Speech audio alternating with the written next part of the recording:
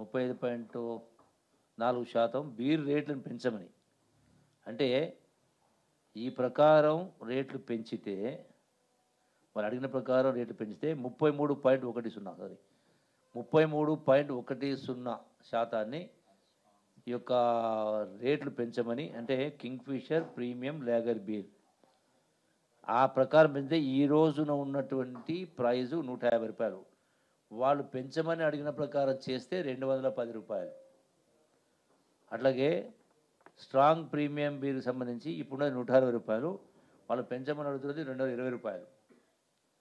అట్లాగే Kingfisher ultra logger beer ఇప్పుడు ₹210, ₹270 పెంచమని అడుగుతూ ఉన్నారు. అట్లాగే Kingfisher ultra maximum premium strong beer 220 ఉంది, దాన్ని 280 చేయమని. అట్లాగే హెనికెన్ లాగర్ బీర్ అని చెప్పని ఆ కంపెనీకి సంబంధించింది ₹230 పడింది, దాన్ని ₹310 పెంచమని. అంటే ఈ ప్రకారం సుమారుగా 33.1% యొక్క రేట్లు పెంచమని చెప్పని ఈ కంపెనీ అడుగుతూ ఉంది.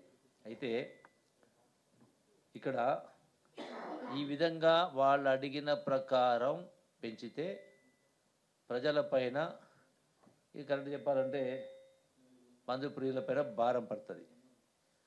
అయితే ఈ యొక్క ప్రైజ్ రివిజన్ అనేది ఎక్కడ ఏ రాష్ట్రంలో కూడా పెంచేటి కొన్ని రాష్ట్రాలు 2 సంవత్సరాలు, కొన్ని రాష్ట్రాలు సంవత్సరానికి, కొన్ని రాష్ట్రాలు 3 సంవత్సరాలు పెంచుతూ ఉంటారు. అంటే ముడిసరుకు ధర పెరిగినప్పుడు పెంచుతూ ఉంటారు.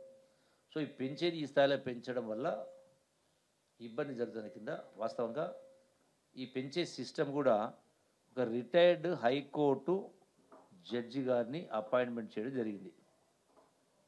కమిటీ ఏర్పాటు చేసి దాన్ని రిపోర్ట్ కోసం కమిటీ పంపడం జరిగింది. అది ఆ కమిటీ పరిశీలనలో ఉంది. త్వరలోనే ఆ కమిటీ పరిశీలన రాగానే ఎంత పెంచాలా, ఏం పెంచాలనేది ప్రజలపైన భారం పడకుండా, వాళ్ళు అడిగినట్టు కాకుండా ఆ రిపోర్ట్ వచ్చిన తర్వాతనే మనం చెప్పగలుగుతాం. అంటే కారణం కూడా ఏంటంటే, అసలు ఈ యూబీ బీర్ కంపెనీ యొక్క మార్కెట్ షేర్ సుమారుగా 69%, అంటే ఆల్మోస్ట్ 70% మార్కెట్ షేర్ ఉంది. అంటే ప్రజలకు అలవాటైంది కాబట్టి, ఇంకో మాట చెప్పాలంటే ఇంగ్లీష్ అంటే మోనోపల్లి అంటాం, తెలుగు చెప్పాలంటే గుత్తాధిపత్యం అంటాం.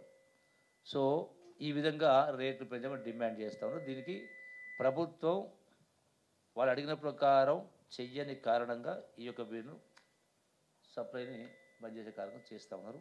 ఇది ఎట్లాగూ కమిటీ పరిధిలో ఉంది కాబట్టి ఆ కమిటీ రిపోర్ట్ రాగానే ఏం చేయాలనేది ప్రభుత్వం పైన భారం పడకుండా, వాళ్ళు అడిగిన ప్రకారం కాకుండా చేసే కార్యక్రమం చేయడం జరుగుతుంది. రెండవది, వాళ్ళు చూపించినటువంటి దానిలో ఎందుకు బంద్ చేస్తామనే దానిలో వాళ్ళు చూపించినటువంటిది ఏంటంటే, మాకు బిల్స్ రావటం లేదని, తక్కువ వచ్చిందని. దీనికి సంబంధించి కూడా వాస్తవంగా ఈ ప్రభుత్వం వచ్చిన తర్వాత ఈ కంపెనీకి పేమెంట్ చేసినటువంటి బిల్లు, అంటే ఈ ప్రభుత్వం వచ్చిన డిసెంబర్ 7, 2023 నుంచి నిన్నటి దాకా ₹1130,99,00,000 పేమెంట్ చేయడం జరిగింది. పాత డ్యూస్ అంటే గత ప్రభుత్వ హయాంలోనే ఈ ఒక్క కంపెనీకే, అంటే 7 డిసెంబర్ 2023 వరకే ₹407,34,00,000 బకాయి ఉండింది. అంటే మేము రెగ్యులర్గా సప్లై చేసేదానికి రెగ్యులర్ సప్లై పేమెంట్ చేస్తూ ఉన్నాం. గతంలో ఉన్న బాకీలకు కూడా రెగ్యులర్గా కొంత పర్సెంటేజ్ అనేది వాళ్లకు పేమెంట్ చేసే కార్యక్రమం చేస్తూ ఉన్నాం. అంటే గత ప్రభుత్వం పెట్టిన బాకీలు కూడా ఇలా ఉన్నాయి, చాలా పెండింగ్.